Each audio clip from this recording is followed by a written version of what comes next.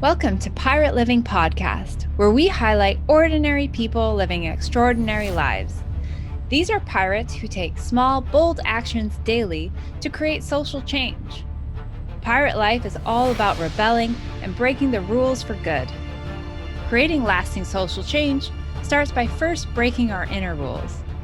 After all, the hardest rules to break are your own. The pirates we highlight have dedicated themselves to creating good trouble. Welcome to Pirate Living Podcast. We're excited to be talking with Laurel Airica of Word Magic Global once again today. Our first interview with her was on episode 43, so if you haven't had a listen, go check it out. And we are thrilled to dive even deeper into word magic with her today. So welcome, Laurel. Thank you so very much. It's a delight to be sailing on your pirate ship with you and looking for ways to help liberate consciousness globally, which is what we're all about. Absolutely. And when you were here last time, we started touching on the word magic and a lot of the word play and the double meanings of our words. And would love to just continue on that journey and maybe hear what you've been up to since then. Well, thank you very much. Many adventures. I wrote a blog called Whose Life Is This Anyway?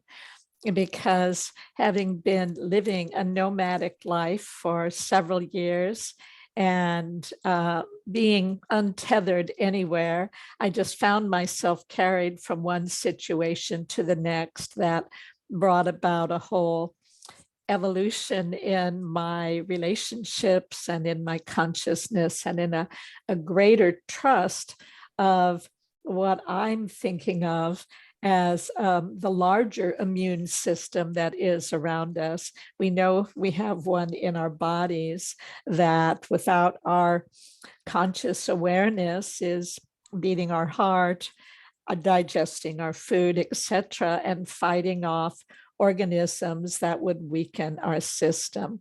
And what I found through this period of a lot of travel is that without my willing or affirming or consenting, my life has been carried in areas and to adventures that I couldn't possibly have imagined.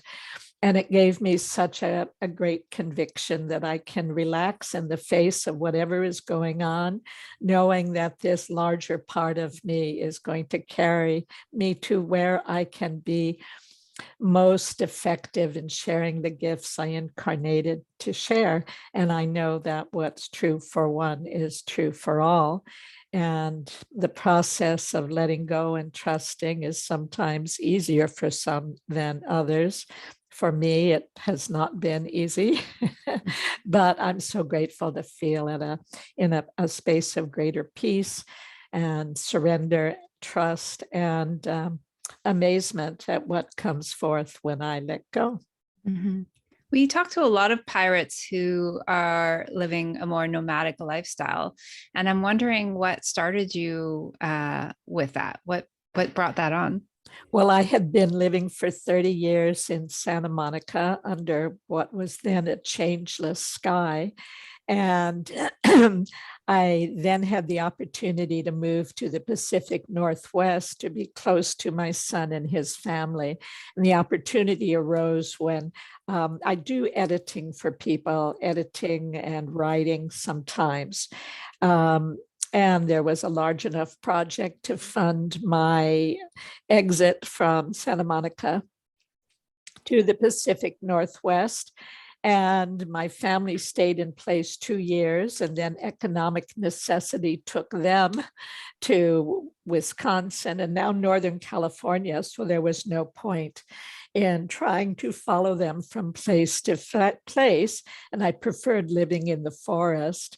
So I was living from place to place with various people, renting rooms from them and having adventures with them, and not intending to ever come back to Santa Monica. But then another synchronicity, actually, that began with a podcast conversation with Paul Chek, and then an invitation to his birthday brought me down 1,000 miles to Southern California, and then synchronistic opportunities emerged that made it clear I was meant to stay here for a while. So that's where I am again. And it's been quite an evolutionary journey, really, really amazing. I have always felt that we're walking along on a stage set, that this dimension of reality is like a game board. And so I had the opportunity of entering various sets, various theater sets in the form of people's homes with different players, getting to see reflections of karmic patterns and watching that whole wave of it rise and then heal and go away. So that's been the reason for my journey. And I have no idea what's next. At the moment, I think we're all transients because none of us know what's coming next or where it will carry us. And so a greater trust in the well-being of that which guides and lifts us and directs us makes it easier to go through this initiatory process in the history of humanity that we are collectively experiencing. Yeah, well, on that too, what we're collectively experiencing, like right now with current events, everything that's going on as well. You have a poem that you recently you reshared that you wrote a while back about raw war, correct? Is that the name? Yes, yes, Mm-hmm. Yeah, so would you like to share a little bit on maybe even the poem or a little bit on that and your views on the current events as well? Well, speaking of stage sets and staged events, who knows at this point what's real and what's not, and what is actually behind it, and then all the conflicting narratives for the cause. So for me, it's about, well, just to step back, I may have pointed out before that we're all, or most of us, as small children, hear the nursery rhyme, row gently and merrily down the stream, for life is but a dream. And the sound of life's stream and life's dream is identical. And I think that's the truth of it. So we're in, and as a child, I used to imagine sitting in a movie theater watching all the action and then sometimes stepping into the film of the real and participating and then returning. So I think that is what is occurring. Who knows what is and who is behind it, but only that a greater purpose will be served through it. So that poem, Raw War, came from listening to a cross-cultural anthropologist, Laurel Airica, sometime in the 90s, share that she had led a leadership group with young kids. And she asked them, how can we prevent war? And one little boy said, well, there are about I don't know what the figure is, maybe 1 billion Catholics in the world. And she said, yes. And he said, well, if the Pope made war a mortal sin. So that's the basis for this poem. Now, of course, there are many other religious leaders who make war a holy crusade. So the poem isn't quite as relevant, but I can certainly share it. And you need to know that there's that just as every person is said to have a twin, almost every word has a twin as well. So the word comedy, its twin is comity, comity, and it means respect, mutual respect for life ways of another culture. So it goes. Some men take war like a ragged whore and lay their lives down beside her. If they let her eat enough nice red meat, they think they may outride her. But as everyone knows, and our history shows, war really has no winners. Whether vanquished foes or brave heroes, we all emerge as sinners. As was pointed out by a child of 10, if the Pope made war a mortal sin, his ordinance might well suffice to end most human sacrifice. So here's a rule of thumb to help overcome the urge for bloody slaughter. It's rarely wise to fight fire with fire. Try fighting fire with water. For ultimately what we're after is a really good cry and then to slay with laughter. Just think of how much better international relations would be if we could all agree to the comedy of nations. So that's this piece. And at the moment, we're watching a war right before our eyes, hearing competing narratives about the basis for it and about who is doing what to whom. It is a horror. Many people are losing their lives in the midst of it. And what can we do as we witness it from a distance? And knowing that we are all interconnected and that what we do, even in the privacy of our own home, in our prayers, in our consciousness, can affect other people at a great distance from us.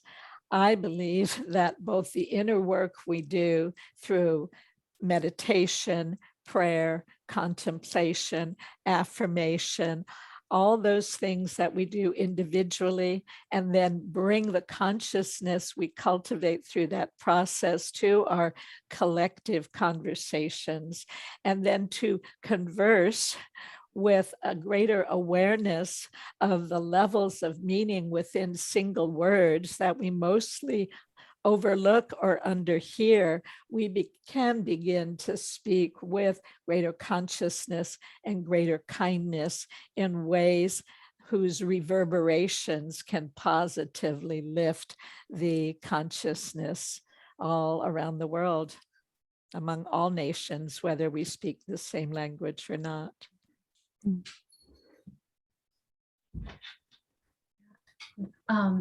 With that too, like the language that we're speaking, no matter what we're speaking, we've talked a little bit about how there is this underlying hypnosis with our words. So I love to dive deeper into that too, like going down to the next level of like how that hypnosis in our words affects us, and how can we change that as well. Well, there's a lot of research being conducted now about how words affect perception. And I have not done the research, but I read some of it. And there is now a growing validation among scientific communities that we're seeing the world through the lens of the word. And we also know that conversely, we are creating the world through the words that we speak. So there's this lovely statement. Let's see if I can quickly find it, by a physicist. It's an unknown source. Well, isn't that interesting? I'm not finding it immediately, but it's the awareness that the words that we speak, because of quantum entanglement, are reverberating in distant stars and with all of us. So we normally conceive of ourselves as separate from the out. There's the inside, there's the personal, and then there's the world outside of ourselves and the universe in which it exists. But what physics shows is that it's all one. and that our words, our deeds, everything is affecting everything. And so my best known video is called The Secret Spells of the English Language, and it talks about the life sentence, where anyone can find it on YouTube. I posted it in 2010, but there are other life sentences. The words we use are constantly affecting our world and the people around us. So I've been finishing up an essay called Forever Young, which I'll post soon.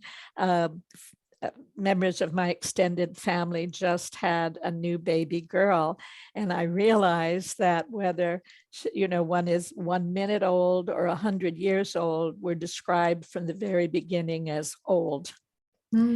And that is a very aging adjective.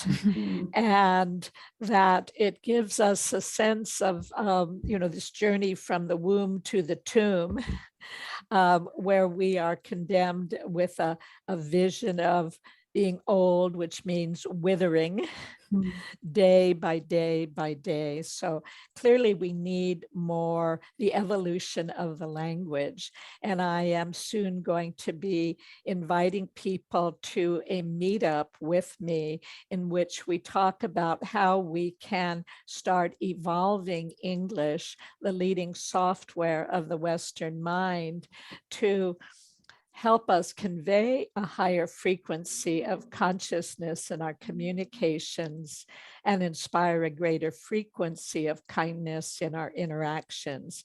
So if people will subscribe to wordmagicglobal.com, you'll receive invitations to the latest offerings and updates and new podcasts, as well as new blogs, so that every one of us can become a linguistic tinkerer, can start tuning up the English language symbol and sound system so it can convey a higher frequency of consciousness in our communications and inspire a greater frequency of kindness in our interactions. And how do we do that? How do we do that? Well, Yeah. another video that I posted when I did The Secret Spells, also in 2010, is called Taking Command of the English Language. And it very explicitly describes exactly how we can do it and why we need to. I could probably recite it from memory.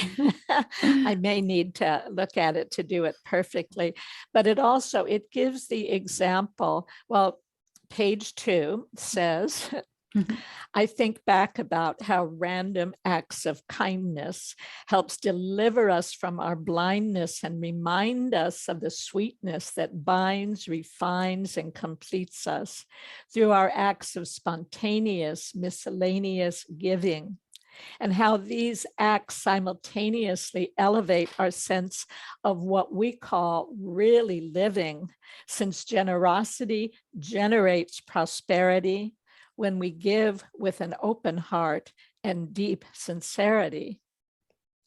And I just want to point out that the word generosity has eros right in the middle of it, and eros is the god of love. So whereas miserliness or misery is being a miser, and it ends with the word why. So this is part of the fact that we do come with instructions.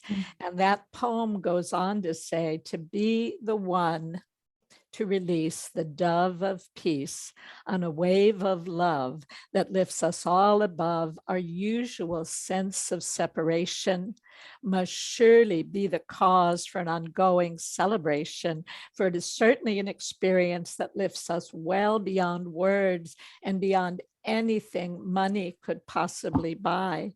And yet it is free for all who wish to glorify God's living presence as our human essence, and thus to bless the best in the rest of us. But speaking of money, have you heard the exhilarating word tourbillon? It means something resembling a whirlwind, or a firework that rises spirally. Ideally, we all could be tourbillionaires with whirls of words that swirl the world's next revolution. And with a zillion vermilion tourbillons of word fire, we could inspire higher consciousness and grant our own absolution, both through updated letters that inspire divine locution that blows the mind free of its slavery to the inherent blasphemy that still thunders through the language and now threatens to drag us under to an ever more miserable yet totally unnecessary destiny. For though so few of us will ever win the lottery, every one of us could be the conduit for a lot of exotic vocabulary and for catalytic mottos that turn on the world. So that's page 2 of 3 or 4 or 5, I don't remember. But in any case, the point is, or the vision I was given for how to do this is to create a literary lotto where people are incentivized to listen to the still small voice within, to connect to our universal heart drive and start downloading new symbols, sounds, words, metaphors, and phrases that can convey this higher frequency of consciousness and kindness. Mm. And to have a place to send in whatever it is they download, where it can be reviewed and recorded. Some may become part of what one of the participants in a word magic class suggested we call the thesaurus of ascension. And others may be so inspiring that we want to put them on t-shirts and on all sorts of products so that we are starting to share our collective wisdom and beauty in the form of little sound bites that inspire the best instead of the beast in us all. Mm. So the meetup will be a discussion of creating teams that we can do this. People will be invited to send their ideas in with several little dollars that go into a treasury that help with the production of things and also prosper the prophet who brought through the idea. And all the while, people will be cultivating their capacity for inner listening and downloading the wisdom that can transform their lives and that of us all. Mm. So when you say we do come with instructions, is that inner listening that you're talking about? I wrote a master's thesis in 2005 for a program in spiritual psychology. And I was able to do what I'd always wanted to do, which was to create a book of philosophy through wordplay. And so I have this book in storage in Portland, since I wasn't planning to come down to Southern California, but it's filled with words that have wisdom within them.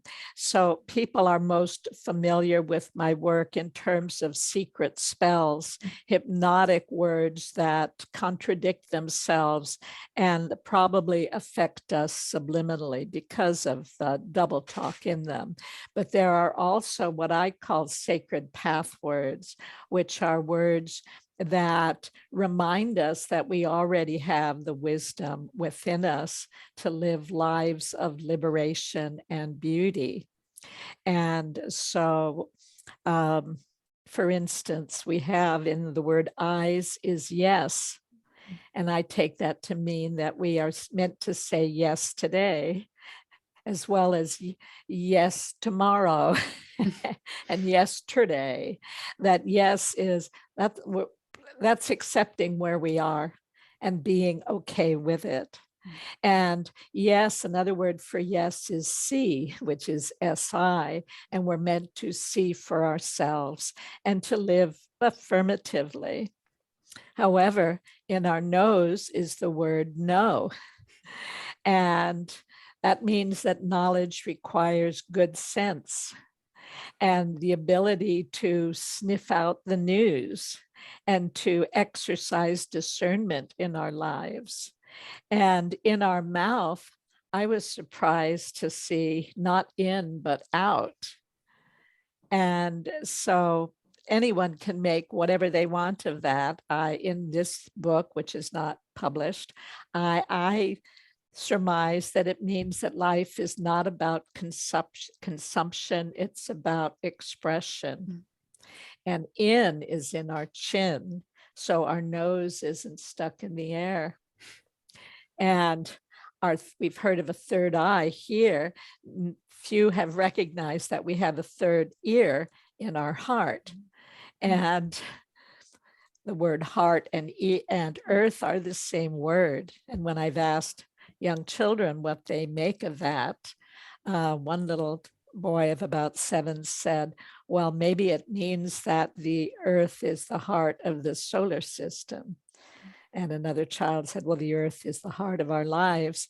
So this is like the hidden philosophy, hidden in plain view in English letters and words that can inform us. It reflects our greater wisdom back to us. And so just as there are secret spells that relate to cultural consciousness, there are what I call the sacred path words that reflect our inner wisdom and beauty to us. And I've discovered many, but there's an infinite number. And playing with words in search of these treasures can inform us, awaken us, uplift us, delight us.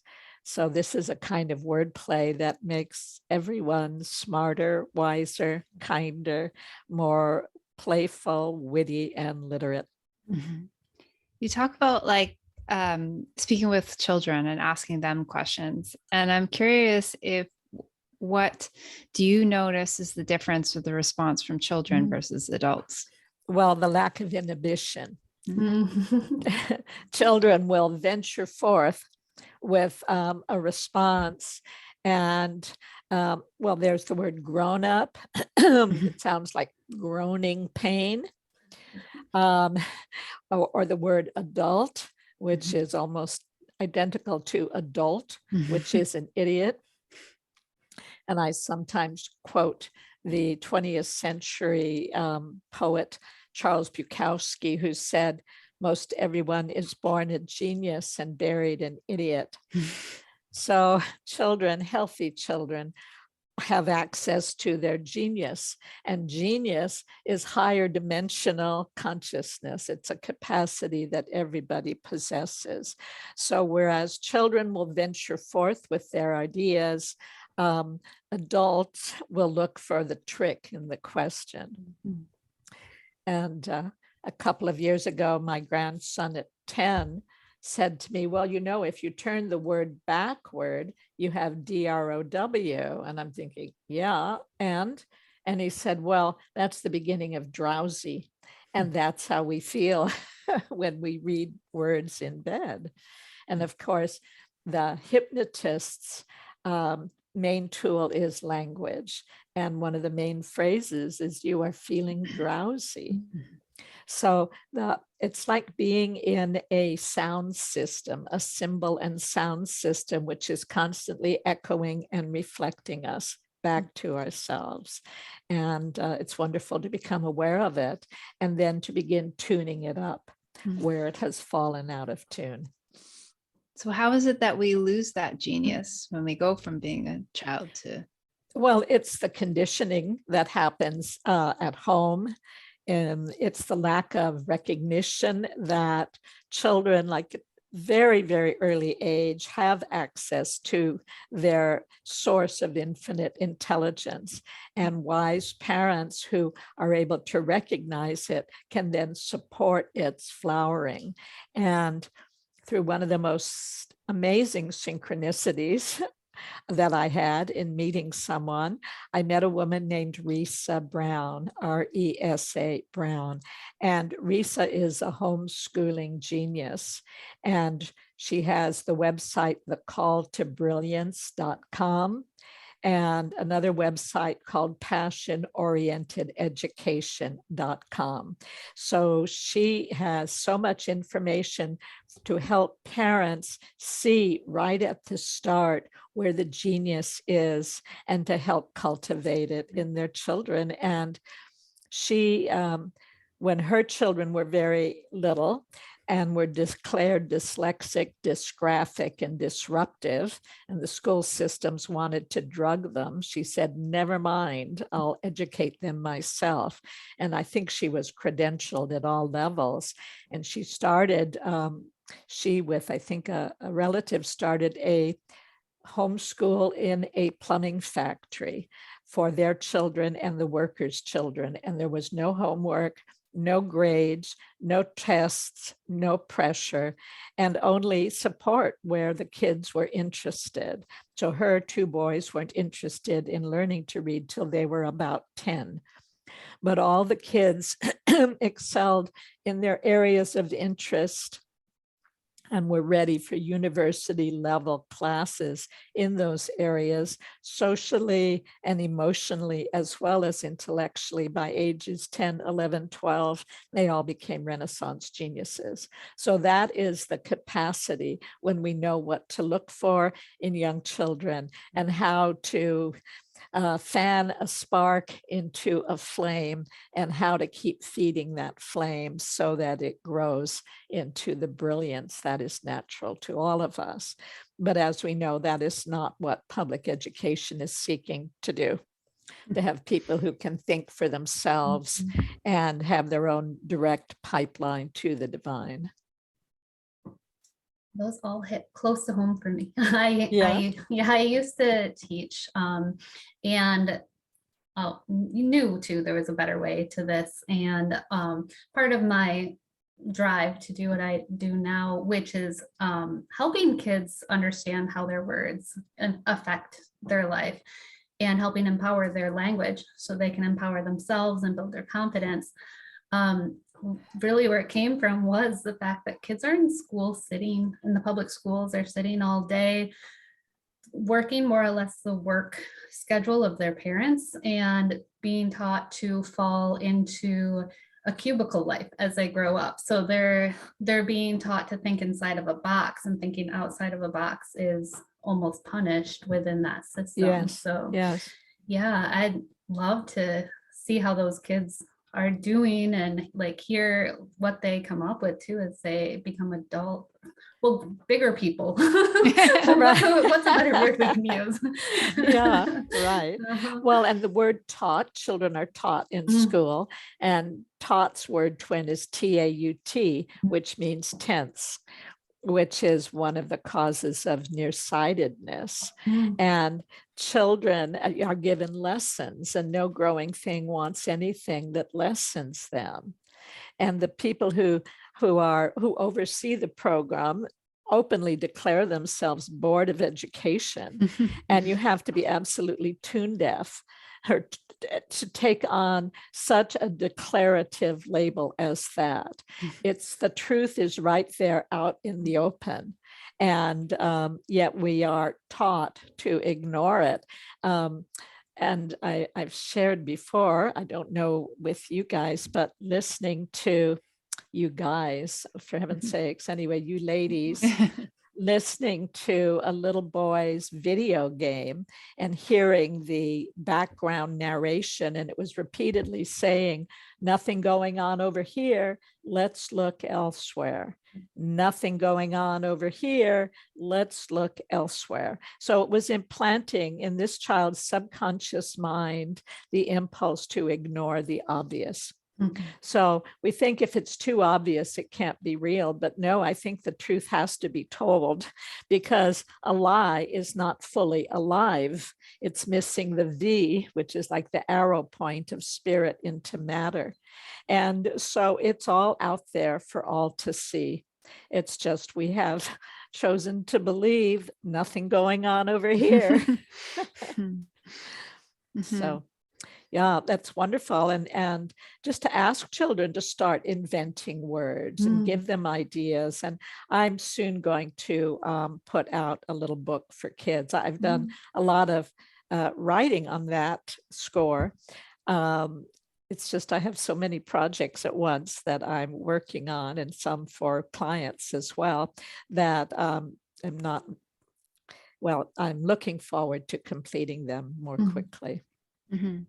I think did we talk last time about Kristen's book when we had you on here? Kristen's book, Yeah. I will say again because it's not fresh in my mind. Yeah. Are Well, you going to show Kristen, it? I have it framed over there because I'm so proud of her.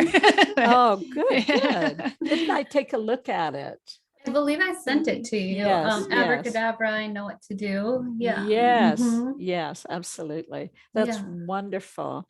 I met a gentleman named Sam Beard, who has worked with 8 US presidents developing programs to help create jobs and opportunities for people. And his current project is about reading to children from 0 to 5 years old, and even in the womb, because evidently if they haven't heard enough words by the time they enter school, it may already be too late. So for all those people who are writers and creators as you are, focusing on what to share with children that will help them remember who they are and why they're here will be a great gift to them and to all of the culture. Mhm. Yeah, that's one of my greatest dreams, I would say, where having kids remember, like instead of forgetting, like Yes. we end up doing, have them remember why they're here, so that instead of that turning off as the world keeps telling them who they should be and who they are, that memory remains, and that they get to build off of that at a very young age, instead of it turning back on perhaps when in an older age where it's like, I feel like I should be doing something else, but Exactly. instead being able to use it their whole life. Exactly. Well, I want to give you information on Sam Beard and his current project, and anyone else, I'll send it to you, and maybe you can post it. And anyone else who has young children or is interested in working with young children to help the brain, stay aware of the soul and the purpose of their journey here. And I may have shared previously that I had a dream some years ago in which a very advanced linguist was saying that when we evolve the English language, that the new people coming in won't have to forget why they're here and what they came here to do and who they are. So a lot of it is that the language is a form of hypnosis, and it's kind of a dead language in the sense that it has a whole agenda that is almost like like getting old from the minute you're born. The time is ticking, and it's just not life affirming. And that's what we can do as we create words together. So again, if people would like to subscribe to my website, I will soon be sending out a invitation to a meetup for talking about how do we create a new word order in which we create a global movement for linguistic improvement. Because with all of the problems we have, it all stems from our consciousness. It stems from our way of thinking, and language helps program thinking. And there is a statement I have from Sir James Jeans, who was an English physicist and mathematician in the late 1800s through the mid 1900s. And he said the stream of human knowledge is impartially heading toward a non-mechanical reality. The universe begins to look more like a great thought than a great machine. And so many people, I have a lot of statements that I've collected over the years from people like Confucius and Socrates and Orwell and Terence McKenna and Greg Braden and Lynn McTaggart and Gary Zukov all saying that we need to evolve the language and that it will give us an evolutionary edge. And so my work demonstrates why the language needs to be upgraded and also how we can do it in just those two YouTubes, taking the secret spells of the English language and taking command of the English language.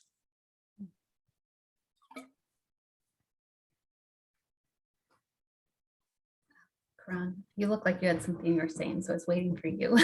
Oh, I'm so sorry. No, no, you're good. I had to read it. I mean, I don't have everything memorized. Yeah, No, you're good. you're good. Thank you. Yeah, so is your meetup, is that going to be in person or virtual? It'll be virtual, so people from all over can attend, and it'll Excellent. probably be in a week or two. Okay. Just have to write up the invitation. I also am having a writing circle that I do 4-session writing circles every month, and the April sessions will be starting next week. And people who would like to participate in a sacred circle where there is love and support and encouragement and suggestions for bringing your work to the next level. So I keep them very small.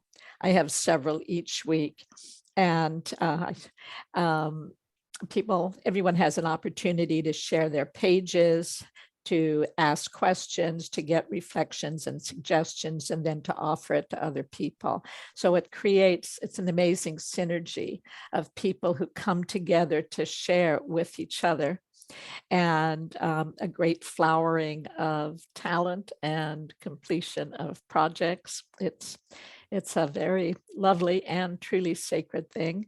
And I'm also putting together a course on Thinkific that will be, let me see my little title here. I have to go off screen to find it.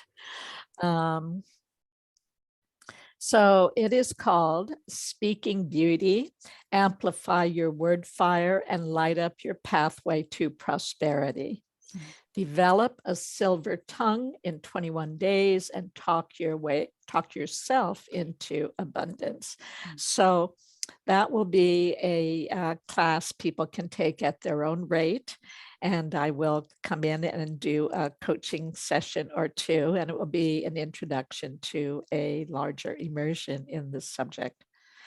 And it will cover a lot of subjects, including words that can inspire higher consciousness, but have been lost to awareness, hard to find them even in a dictionary sometimes.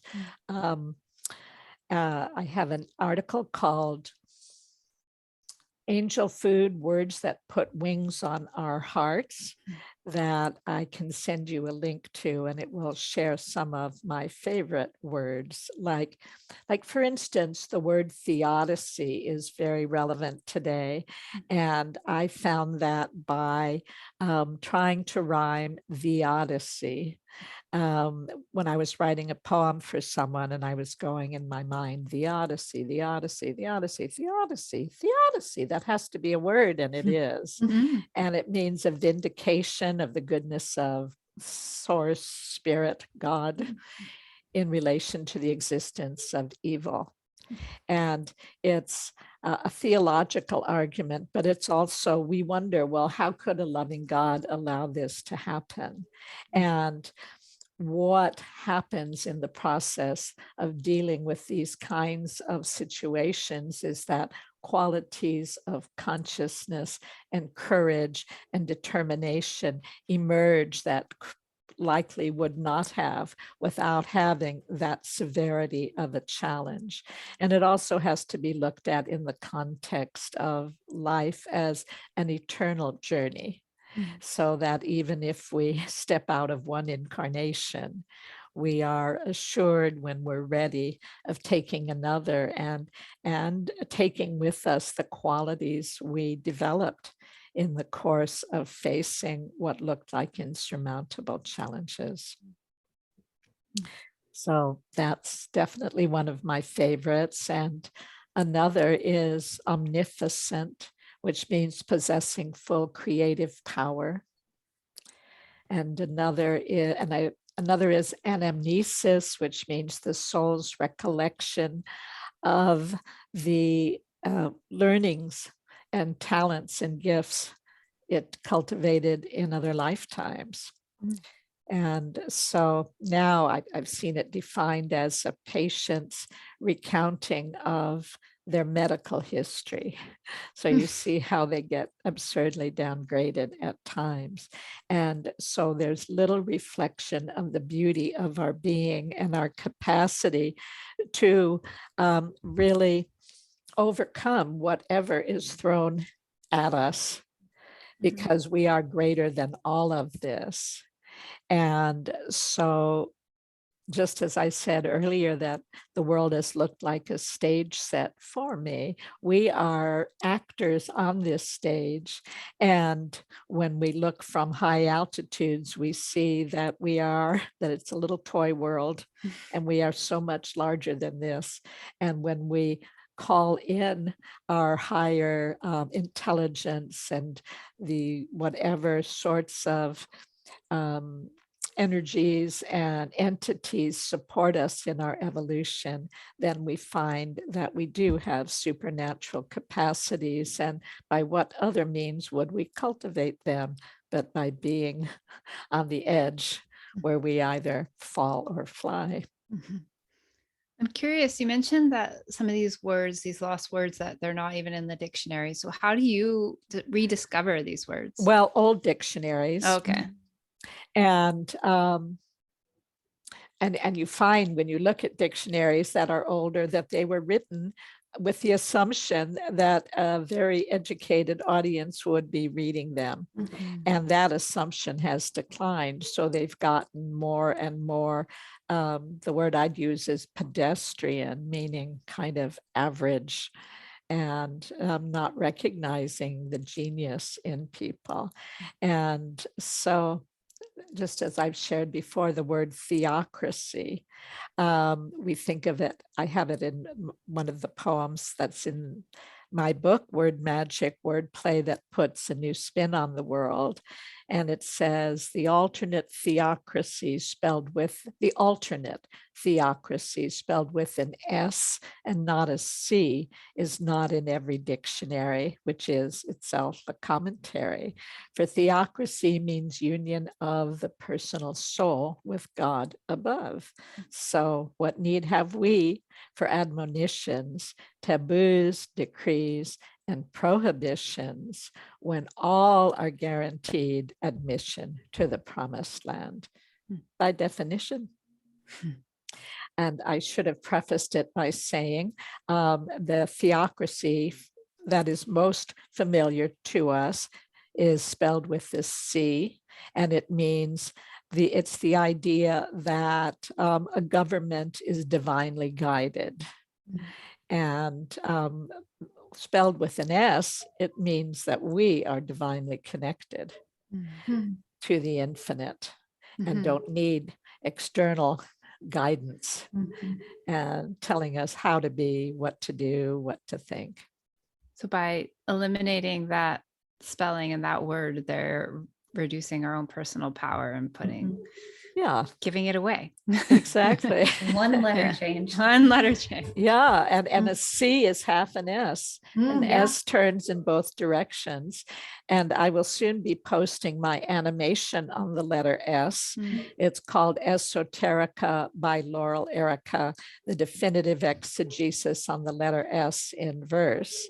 And an exegesis is an in-depth exploration, usually of a biblical passage, but I did it of a single letter. And I'd like to read to you, which I guess will take me off camera. Let's see if I can do this. Something I read years ago in a book by Gary Jennings called The World of Words, The Personalities of Language. And he said, it is a minor wonder that the letter S is still with us. it and its sibilant siblings and other alphabets have been abhorred by people who perceived in them the image or sound of the dread serpent or the monogram of the even more dreaded Satan.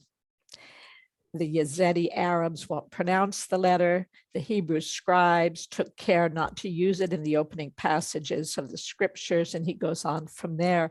So we think, for the most part, of letters as meaningless symbols for meaningless sounds, but we also think of symbols as the language of the unconscious.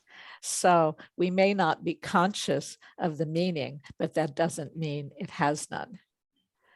And so I also have a poem on the letter I, and that is also points to the fact that just as we have two eyes on our heads, we also have two eyes in the alphabet.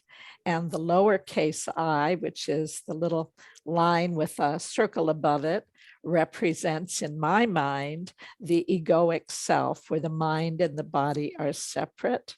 And the capital I, our capital potential, is to stand as a bridge between heaven and earth. And the way we go from that little I to our capital I is to turn our lives sometimes upside down, so we become an exclamation point and stand for truth and beauty, and to stand for nothing less.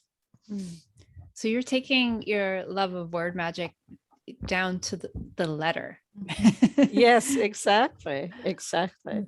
And I started playing with the alphabet early, but have not focused on it to the extent I have with words. But there is a book on the esoteric alphabet. I didn't find that version all that readable.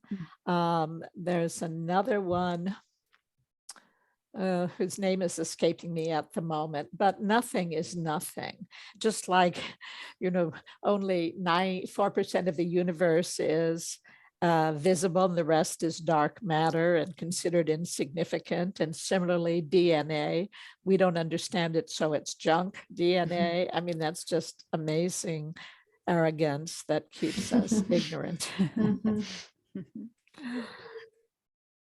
So many things we don't understand. Yeah, and right. have chosen not to try. Exactly, and yet they can be such a place of discovery and delight. So, in terms of creating new words, I have several that I've created.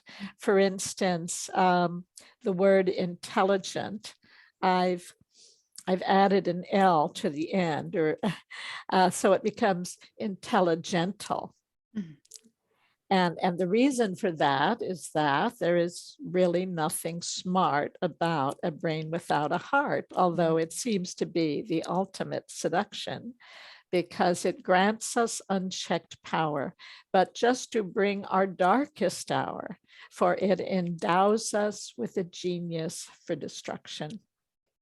So the idea that to have a mind that's detached from the heart, that's intelligent but not intelligental, I mean, that could well be the death of us all.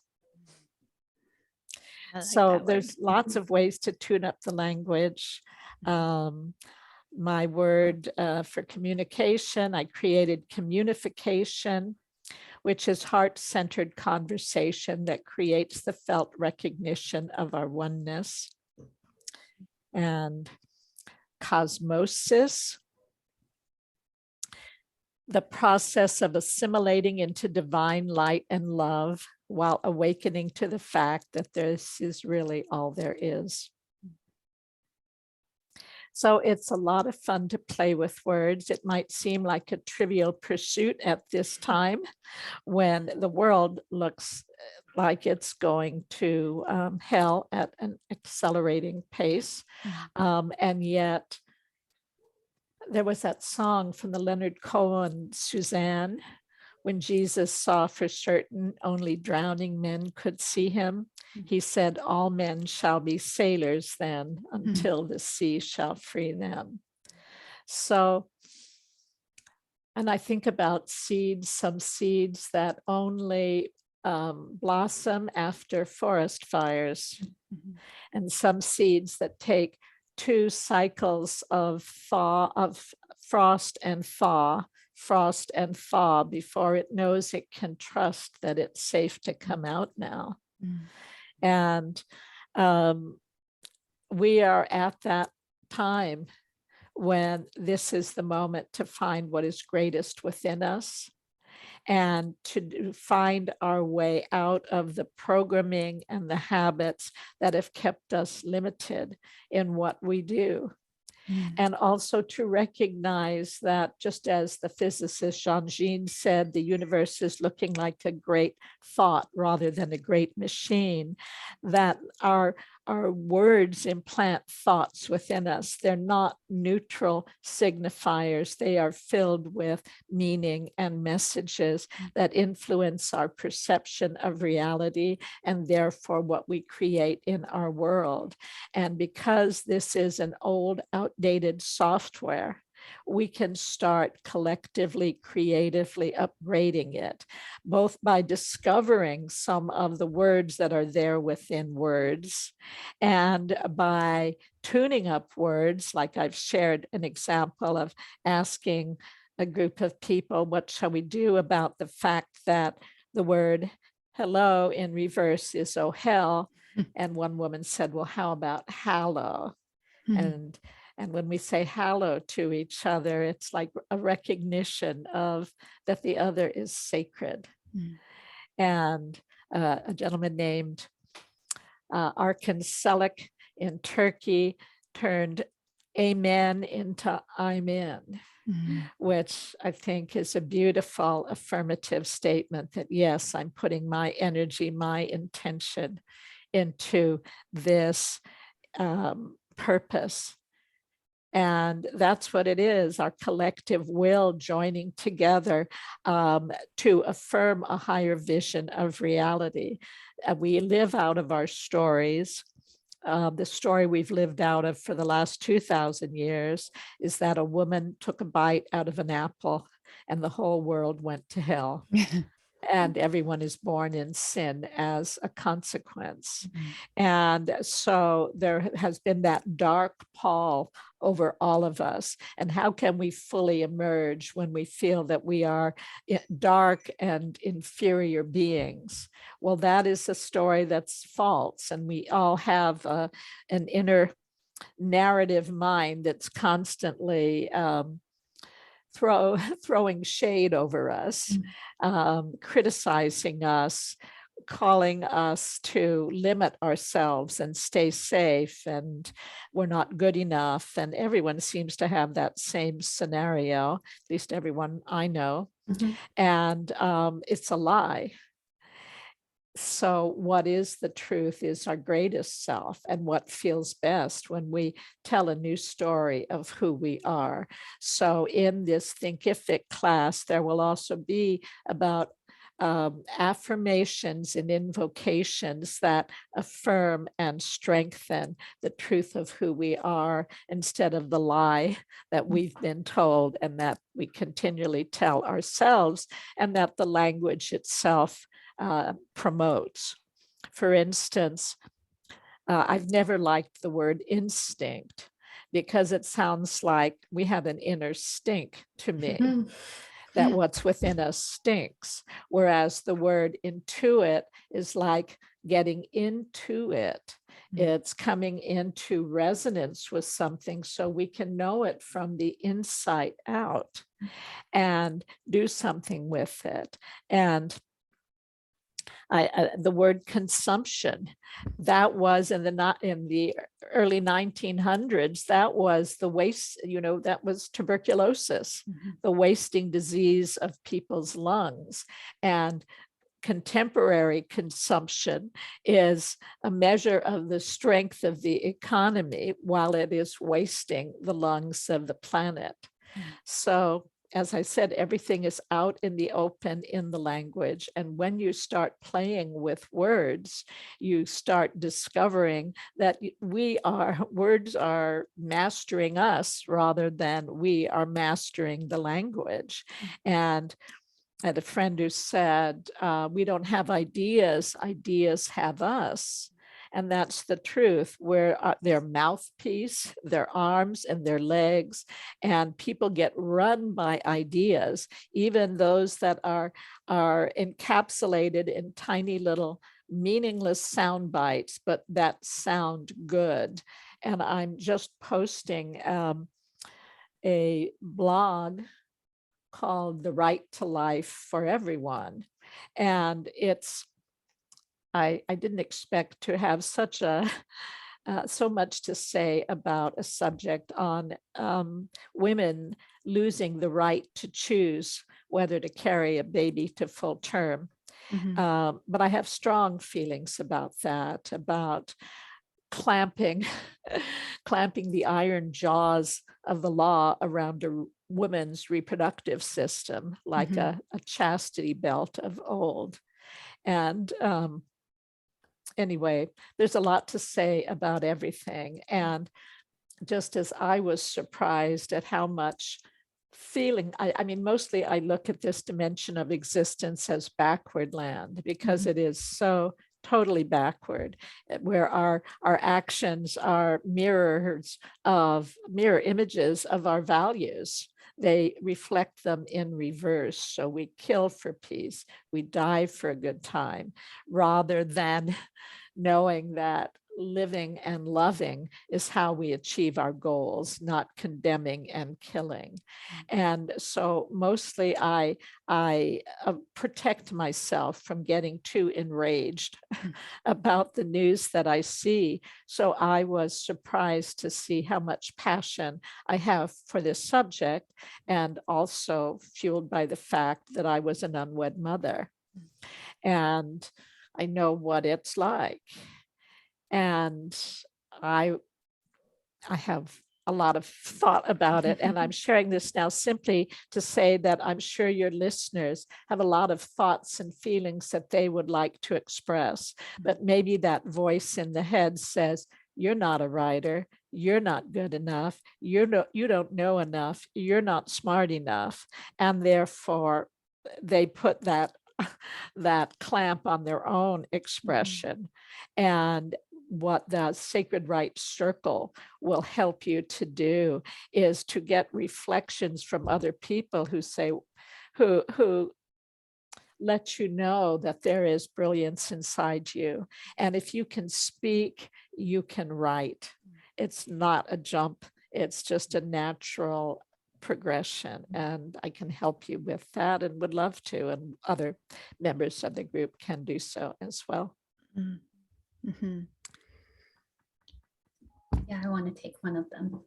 Good. Well, as I said, the April classes start next week, and the Thinkific class will probably start within a month. But as subscribers, people will be informed as soon as it's ready.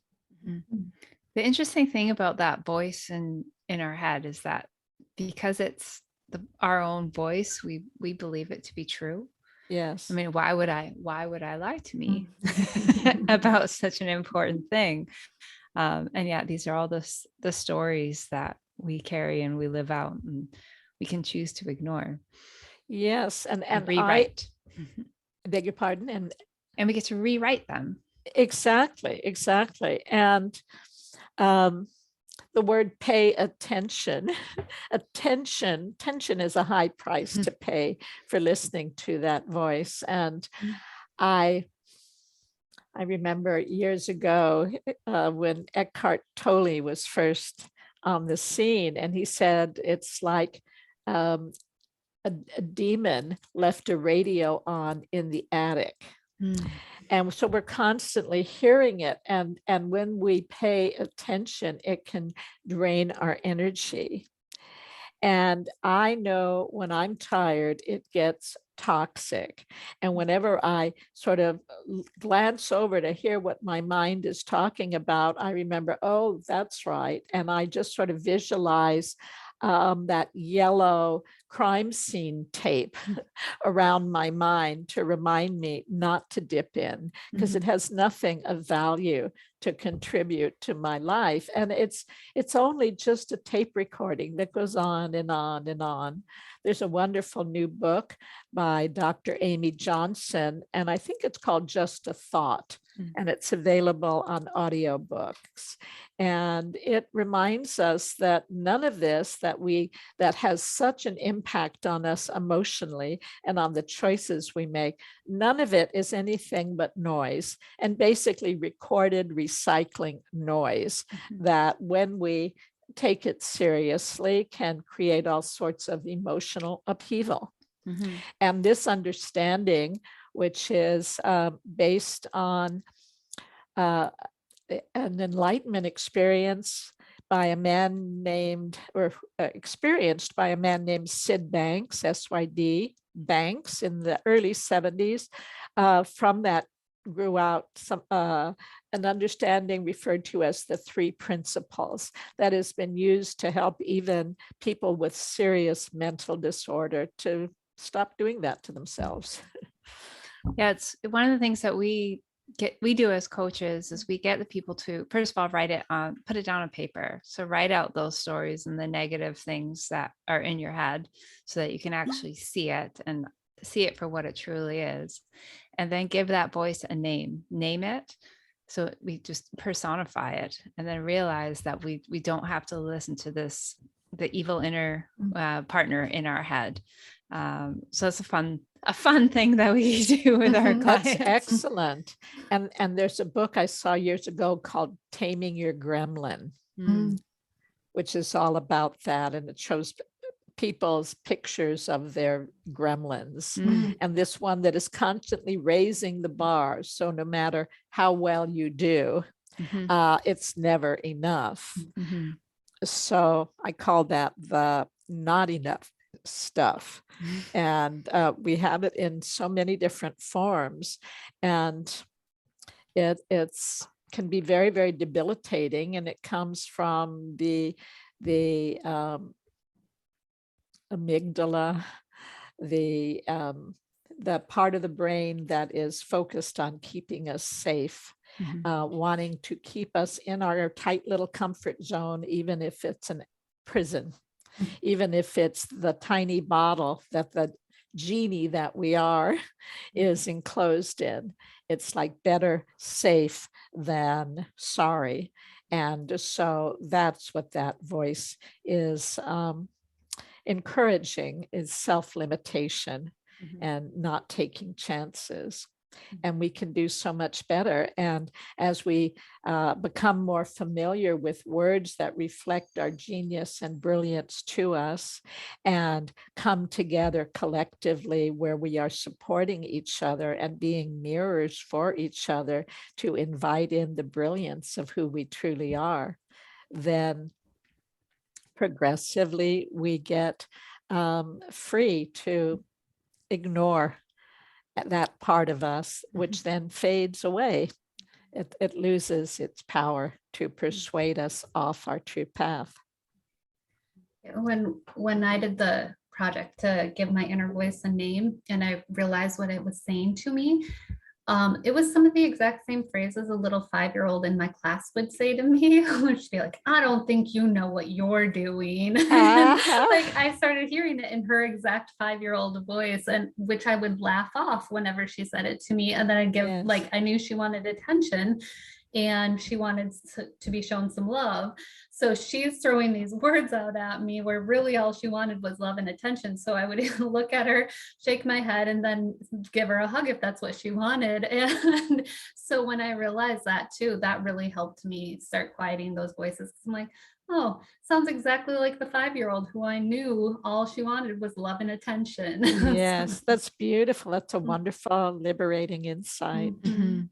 Yeah, I remember when I named mine, I named it Mallory. And I don't know where this name came from, but it wasn't until afterwards that I looked up what is that meaning of the name Mallory. And then the meaning is an unfortunate person. And I think, well, first of all, what a terrible thing to name a child. Yes. And like talk about this synchronicities and stuff, like what for me to have chosen that name, that it is my unfortunate person that's living in my head. To name it that was kind of one of those weird coincidences. Well, it's like we know already. We just don't Mhm. know what we know, Yeah. but it often pops out at just the right moment. Mhm. So I want to look at my notes to see if there's anything else Mhm. that feels like it would be fun to share with you all at this moment. One more little glance here. Well, I think you all have used the word abracadabra. Mhm. I create as I speak. Mhm. And usually people think that you need a magic word to do that. But the truth is, all words have that kind of potency and Mhm. magic. And that as we speak and we infuse our words with the energy and emotion that our thoughts invoke in us, then we're adding manifesting power with it. And the word think and thing is only a letter away. Mhm. And we are taking molten sound and forming it into concepts, infusing it with our mental and emotional energy, and then sending these little creations out into the world and surprised by what comes up, not necessarily relating it to what we spoke. Mhm. But the word is very, very powerful. So speaking beauty is one of the ways that we can start populating our lives with greater awareness and greater beauty. And it feels so much better than trash talk. Absolutely. So, how shall we conclude? Is there something further that I might share? Yeah, if there's anything that you want our listeners to hear before we, like you said, conclude for this round, hopefully we can Okay. have you Mhm. back because we love chatting with you. Yeah. Oh, thank you so Um, much. I and appreciate it. we'll direct everybody to sign up and be subscribers so they get all the latest information about how they can work with you and what's coming up. Thank you so much. So, I'd like to share Speaking Beauty, an anthem for our era, because it applies to every one of us. I feel like we're all here by divine appointment. Anyone who had the courage to come, knowing what was coming, did so because the gift we have to share is of inestimable value. And we all need what we each bring to this party for the healing and uplifting of consciousness on the planet. We are godlings on this planet, here because we all pre-planned it. Ghastly, ghostly shadows, damn it. Now's our chance to superman it. Lift your voices, re-enchant it. Freedom's codes are all semantic. Though we're small and sometimes frantic, souls are whole and all gigantic. These may be our darkest hours, yet each of us has superpowers. The infinite is infinite, which means we can turn on the light. All life's a dream, and we're the dreamers. Though hate's streaming through the schemers, we're all here as world redeemers, beaming peace. We're love's supremers. So mages, sorceresses, sages, artists of all sorts and ages, share your gifts now. Be courageous. Daring actions are contagious. A diamond mind and heart of gold are gifts, the prophecies foretold for those uniting souls on earth by honoring each being's full worth. When we let go, of againstness. We step into our immenseness, for the genesis of genius is the light we strike between us when we share the gifts with which we're blessed to inspire higher consciousness. Then we'll gain what we've been dreaming of, the gift of everlasting love, the bliss of everlasting love, the kiss of everlasting love. Thank you.